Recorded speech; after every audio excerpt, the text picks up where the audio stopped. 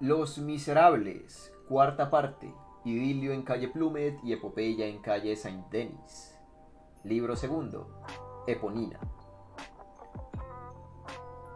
Capítulo 1. El campo de la alondra. Por cierto, primera sesión de lectura de 2 sesiones de lectura que vamos a tener en este libro segundo. ¿Vale? A especificarlo acá abajo que se me olvida. Primera sesión de lectura de 2. Capítulo 1. El campo de la alondra. Marius había asistido al inesperado desenlace de la emboscada que él mismo relatara a Javert, pero apenas abandonó la casa llevando a sus presos en 3 coches de alquiler, salió también él. No eran más que las 9 de la noche y se fue a dormir a casa de Courfeyrac, que vivía ahora en la calle de la Verrière, por razones políticas, pues en esos tiempos la insurrección se instalaba tranquilamente en aquel barrio. Vengo a alojar contigo, dijo Marius. Courfeyrac sacó un colchón de su cama, que tenía 2, lo tendió en el suelo y dijo: aquí tienes. Al día siguiente, a las 7 de la mañana, Marius volvió al caserón Gorbeau, pagó el alquiler, hizo cargar en un carretón de mano sus libros, la cama, la mesa, la cómoda y sus 2 sillas, y se fue sin dejar las señas de su nueva casa. Pasó un mes, y después otro. Marius seguía en casa de Courfeyrac. Supo por un pasante de abogado, visitante habitual de la sala de los pasos perdidos, que Thénardier estaba incomunicado, y daba todos los lunes al alcaide de la cárcel 5 francos para el preso. Marius, no teniendo ya dinero, pedía los 5 francos a Courfeyrac. Era la primera vez en su vida que pedía prestado. Estos 5 francos periódicos era un doble enigma, para Courfeyrac, que los daba, y para Thénardier, que los recibía. ¿Para quién pueden ser?, pensaba Courfeyrac. ¿De dónde diablos puede venir esto?, se preguntaba Thénardier. Marius estaba desconsolado. Había vuelto a ver por un momento a la joven a quien amaba, pero un soplo se la había arrebatado. No sabía ni su nombre. Seguramente no era Úrsula, y la alondra era un apodo. ¿Y qué pensar del viejo? ¿Se ocultaba en efecto de la policía? Todo se había desvanecido, excepto el amor. Para colmo, volvía a visitarlo la miseria. Sentía ya su soplo helado, y es que desde hacía algún tiempo había descuidado sus traducciones, y no hay nada más peligroso que la interrupción del trabajo, porque es una costumbre que se pierde. Costumbre fácil de perder y difícil de volver a adquirir. Todo su pensamiento era ella. No pensaba en otra cosa. Se daba cuenta confusamente de que su traje viejo estaba inservible y que el nuevo se transformaba rápidamente en viejo. Le quedaba una sola idea dulce: que ella lo había amado, que su mirada se lo había dicho, que ella no sabía su nombre, pero conocía su alma, y que tal vez en el lugar en que estaba lo amaba aún. En sus paseos solitarios descubrió un sitio de especial belleza y, por lo tanto, poco frecuentado. Era una especie de prado verde al lado del arroyo de los Gobelinos. Un día, hablando con uno de los escasos pasantes, supo que se le llamaba el campo de la alondra. La alondra era el nombre con que Marius, en las profundidades de su melancolía, había reemplazado a Úrsula. «Este es su campo», dijo en el estupor poco lógico de los enamorados. «Aquí sabré dónde vive». Esto era absurdo, pero irresistible, y desde entonces fue todos los días al campo de la alondra. Capítulo 2. Formación embrionaria de crímenes en las prisiones. El triunfo de Javert en el caserón Gorbeau parecía completo, pero no lo fue. En primer lugar, y este era su principal problema, no detuvo al prisionero. Es probable que este personaje, que para los bandidos era captura importante, lo fuera también para la justicia. Enseguida se le había escapado Montparnasse. Montparnasse, al llegar a la casa, se había encontrado con Eponina, que estaba al acecho, y se la había llevado consigo, prefiriendo sabiamente la hija al padre. Gracias a eso estaba libre. En cuanto a Eponina, Havert la recuperó más tarde y fue a acompañar a Selma a la prisión de las Madelonettes. Finalmente, en el trayecto a la comisaría, se le perdió uno de los principales presos, Claquesous, y no lo volvió a encontrar. ¿Se fundió Claquesous con la bruma? ¿Tan misterioso eclipse fue en convivencia con los agentes? Havert se mostró más irritado que sorprendido. En cuanto a Marius, Havert pensó que ese abogadillo bobo había tenido miedo y olvidó hasta su nombre. El juez de instrucción consideró de utilidad no incomunicar a uno de los hombres de patrón Minetti, esperando que hablara. Se eligió a Brujon, lo pusieron en el patio Carlomagno y bajo especial y discreta vigilancia. Los ladrones no interrumpen su actividad por estar en manos de la justicia, no se preocupan por tan poco. Estar en prisión por un crimen no impide comenzar otro crimen. Brujon pasaba el día mirando como un idiota las paredes, o bien castañeando los dientes y diciendo que tenía fiebre, pero se las ingenió para obtener ciertas informaciones del exterior. Hacia la segunda quincena de febrero de 1832, un vigilante vio a este adormilado reo escribiendo un papel en su cama. Lo castigaron a un mes de calabozo, pero fue imposible encontrar el papel. Pero a la mañana siguiente alguien lanzó un perdigón desde el patio Carlomagno hacia la Force.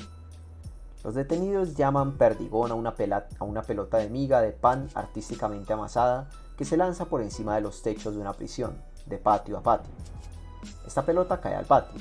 El que la recoge la abre y encuentra dentro un mensaje para algún prisionero de esa sección.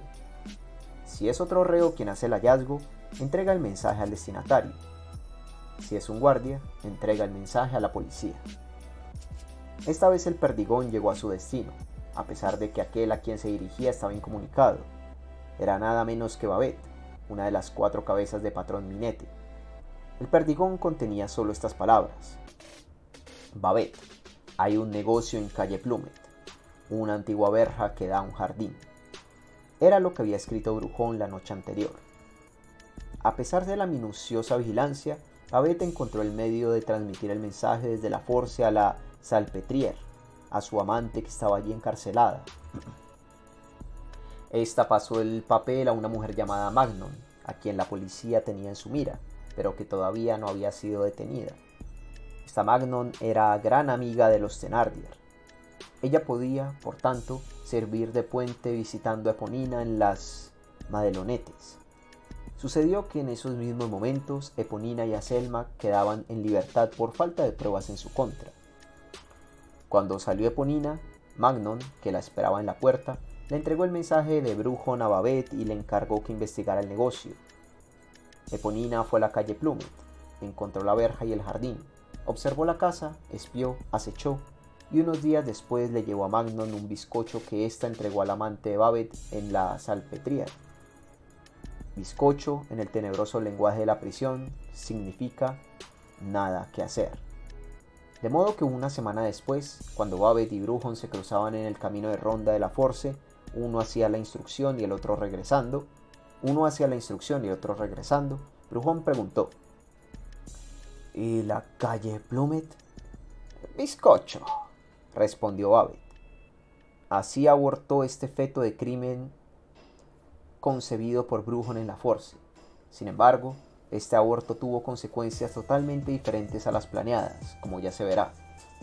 A menudo, cuando se intenta anudar un hilo, se anuda otro.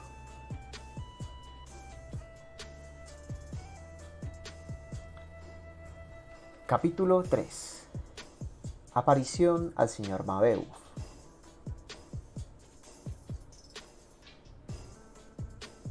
Mientras Marius descendía lentamente por esos lúgubres escalones que conducen a los lugares sin luz, el señor Mabeuf los bajaba de otra manera. Al anciano todas las opiniones políticas le eran indiferentes y las aprobaba todas para que lo dejaran tranquilo. Su postura política era la de amar apasionadamente las plantas, pero sobre todo amar los libros. Tenía, como todo el mundo, su terminación en ista, sin la cual nadie habría podido vivir en esa época. pero no era ni realista, ni bonapartista, ni anarquista. Él era coleccionista de libros antiguos. Uniendo sus dos pasiones, había publicado un libro, La flora en los alrededores de Cauteretz. Vivía solo con una vieja ama de llaves, a quien llamaba, sin que ella comprendiera por qué, la señora Plutarco.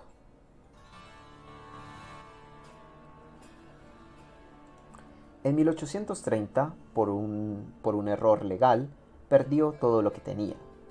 Además, la Revolución de Julio provocó una crisis que afectó a las librerías y, por supuesto, en los malos tiempos, lo primero que deja de venderse es un libro sobre la flora. Dejó su cargo en la parroquia y se mudó a una especie de choza cerca del jardín botánico, donde le permitieron utilizar un pequeño pedazo de tierra para sus ensayos de siembras de añil.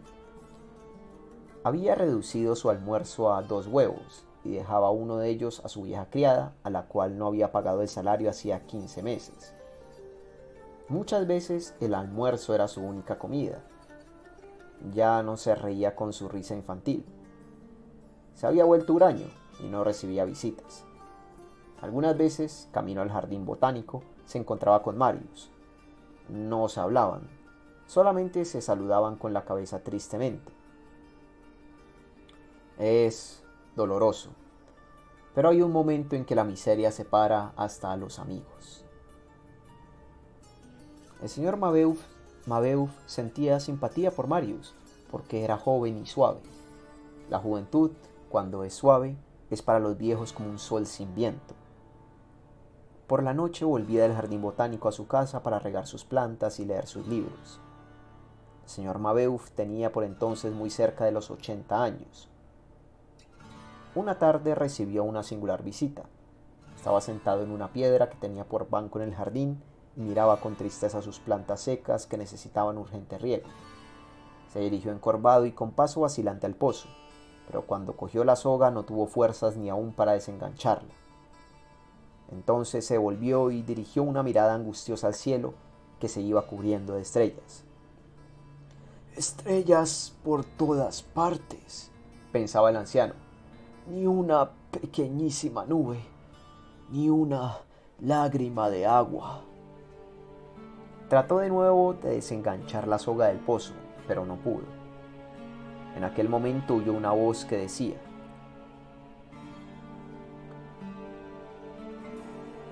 «Señor Mabeuf, ¿queréis que riegue yo el jardín?». Vio salir de entre los matorrales a una jovencita delgada, que se puso delante de él mirándole sin parpadear. Más que un ser humano, parecía una forma nacida del crepúsculo. Antes que el anciano hubiera podido responder una sílaba, aquella aparición de pies desnudos y ropa andrajosa había llenado la regadera. El ruido del agua en las hojas encantaba al señor Mabeuf. Le parecía que el rododendro era por fin feliz. Vaciado el primer cubo, la muchacha sacó otro, y después un tercero, y así regó todo el jardín. Cuando hubo concluido, el señor Mabeuf se aproximó a ella con lágrimas en los ojos. «Dios os bendiga», dijo. «Sois un ángel porque tenéis piedad de las flores». «No», respondió ella, «soy el diablo, pero me es igual». El viejo exclamó sin esperar ni oír la respuesta: «Qué lástima que yo sea tan desgraciado y tan pobre, y que no pueda hacer nada por vos». «Algo podéis hacer», dijo ella. «Decidme dónde vive el señor Marius». «¿Qué es señor Marius?» «Un joven que venía a veros hace tiempo atrás». El señor Mabeuf había registrado su memoria y contestó: «Ah, sí, ya sé. El señor Marius, el barón Pontmercy, vive, o más bien dicho, no vive ya. Vaya, no lo sé». Mientras hablaba se había inclinado para sujetar una rama del rododendro. «Esperad», continuó, «ahora me acuerdo. Va mucho al campo de la Alondra. Id por allí y no será difícil que lo encontréis». Cuando el señor Mabeuf se enderezó ya no había nadie. La joven había desaparecido.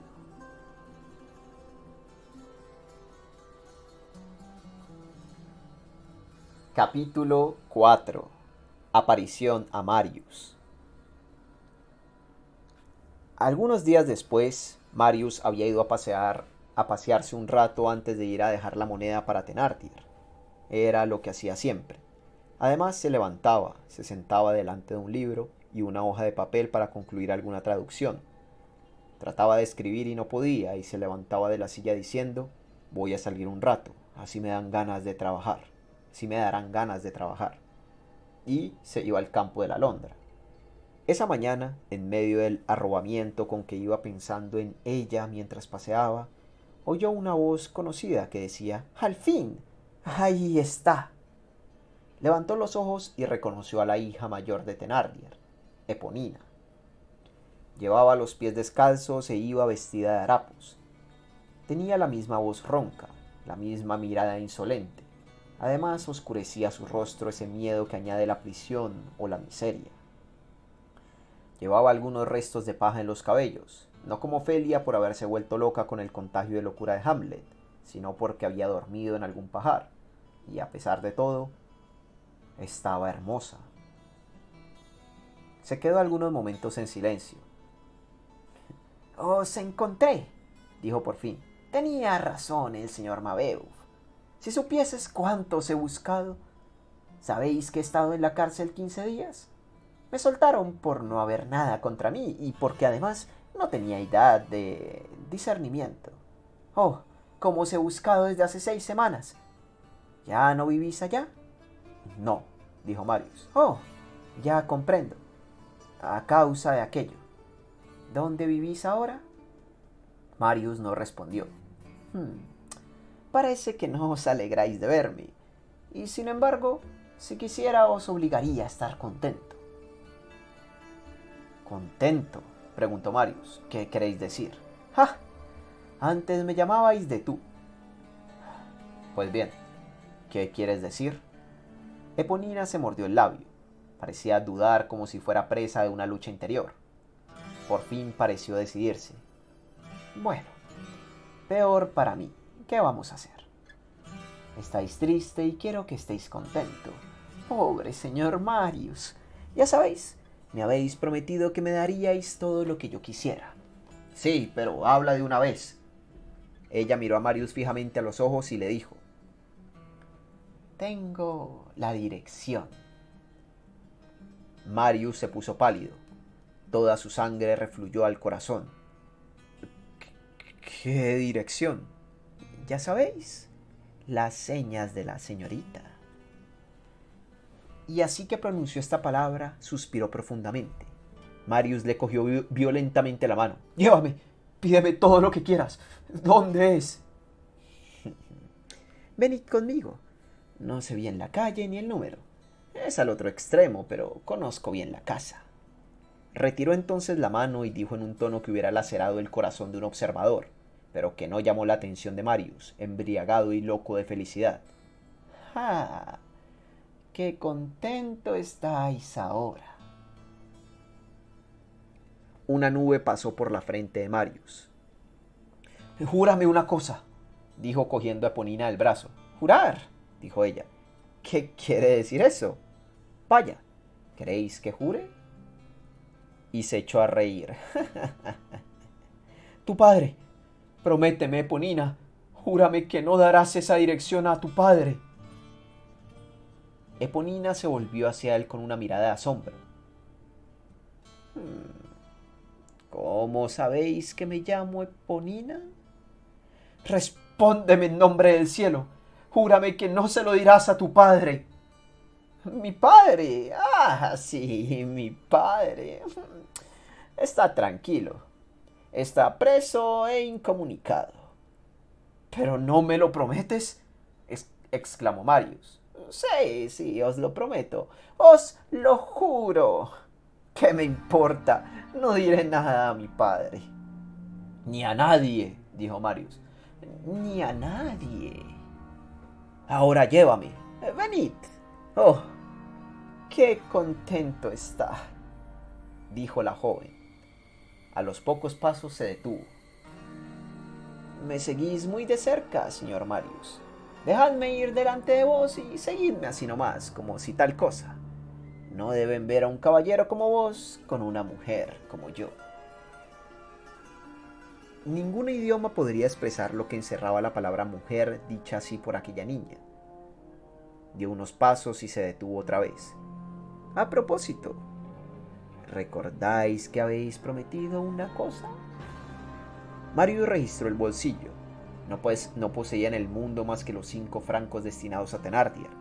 Los sacó y los puso en la mano de Ponina. Ella abrió los dedos, dejó caer la moneda al suelo y dijo mirando a Marius con aire sombrío: No quiero vuestro dinero.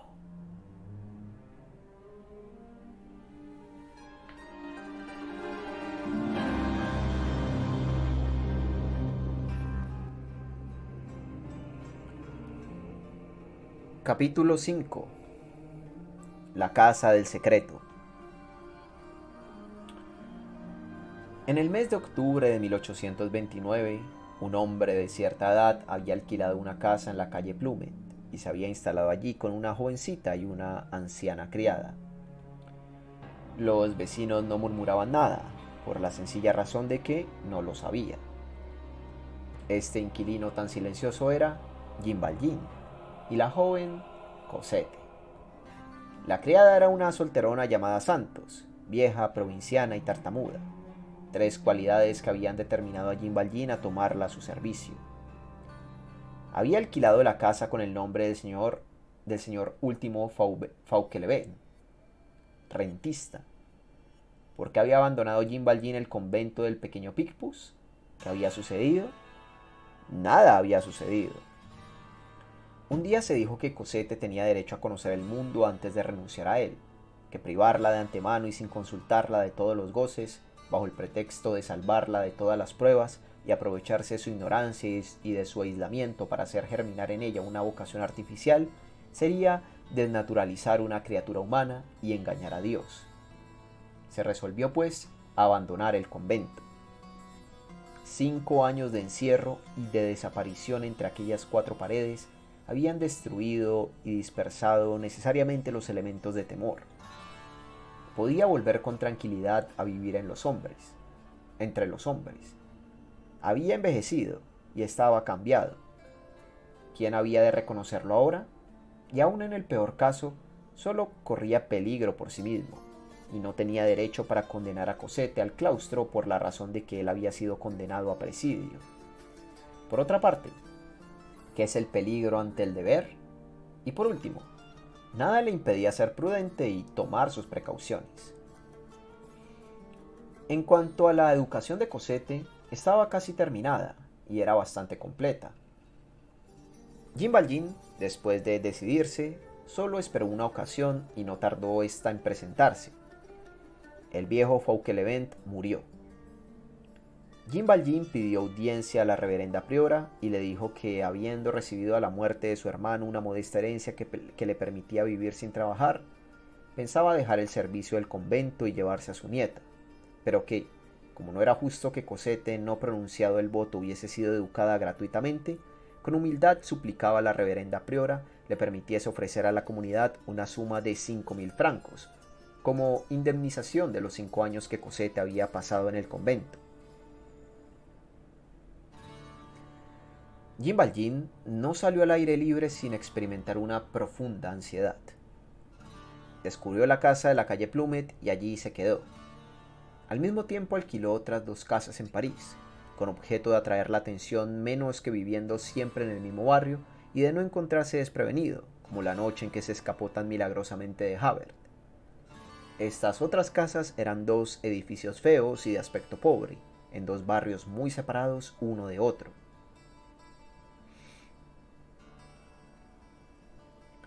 Uno en la calle del oeste y otro en la del Hombre Armado. Iba de cuando en cuando ya a la una o a la otra a pasar un mes o 6 semanas con Cosette, y así tenía 3 casas en París para huir de la policía. Y con esto terminamos la primera sesión de lectura de Los Miserables, de este libro segundo titulado Eponina. eh, vemos que la obra se ha... en el libro tercero, la obra creo que no mencionó nunca el nombre de Jim Valjean, porque había salido del foco del protagonismo hasta que apareció Thenardier, pero incluso en ese momento pues se le llamaba Señor Blanco, más que nada porque todo era desde el punto de vista de Marius. Si la obra nos está volviendo a dar el nombre de Jim Valjean, es porque vamos a tener otra vez la obra desde su perspectiva, o al menos desde la perspectiva de Cosette. Imagino que Cosette sabe que Jim Valjean se llama Jim Valjean. No lo sé, sinceramente, la obra nunca lo ha dicho, pero creo que no. Creo que no. Ella sabrá lo que su padre adoptivo lleva a sus espaldas. Sabrá todas las circunstancias que lo atañan, que lo acarrean. Yo imagino que sí. O quizás él por miedo al rechazo no le habrá contado. Puede ser. Por cierto, creo que no lo había llegado a decir hasta ahora, pero quien nos acompaña de protagonista en el fondo de pantalla de estas lecturas es la representación de Jim Valjean en la película que tiene Los Miserables. Entonces, creo que aquí está demasiado joven, sinceramente. No estoy del todo seguro. Pero, pero bueno, eso sería todo por ahora. Espero que los que están siguiendo esta obra la estén disfrutando.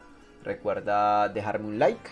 Y nada, a ser posible compartir este video. Los Miserables no lo ve casi nadie, pero si crees que a alguien le interesaría, comparte el video. Ayudaría bastante. Besitos y nos vemos en la próxima.